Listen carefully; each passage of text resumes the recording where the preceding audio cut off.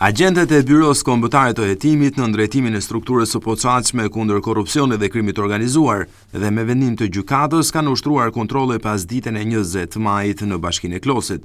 Mësohet se me vendim të gjyqtarit të posaçëm Erion Çelaj dhe në drejtimin e prokurorit të posaçëm Elvin Gokaj janë sekuestruar telefonat e 3 drejtorëve të Bashkisë Klos dhe disa personave të tjerë.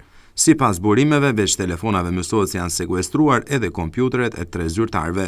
Gjithashtu kontrolle janë bërë edhe në banesa e objekte të tjera ku zyrtarët bashkiak në fjalë mendohet se kanë qëndruar e vepruar. Dyshohet se prokurorët e SPAK të ranë në gjurmë ndërsa po hetonin një tjetër çështje.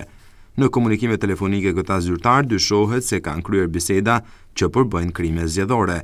Megjithatë, SPAK ende nuk ka dhënë detaje zyrtare nga ky aksion i zhvilluar nga agentët e Byros Kombëtare të Hetimit të martën në qytetin e Klosit. Deri tani SPAK ka zhvilluar aksione të ngjashme edhe në disa bashki të vendit tonë, duke nisur nga Vau i Dejës, Kavaja, Elbasani e të tjerë. Kujtojmë se prokuroria e posaçme në janar të këtij viti ngriti një task force për hetimin e krimeve zgjedhore. Në krye të këtij grupi të posaçëm ishte vetë kreu i SPAK Altin Dumani, i cili kishte për qëllim të hetojë veprimtaritë e dyshimta në kuadër të zgjedhjeve parlamentare të 11 majit.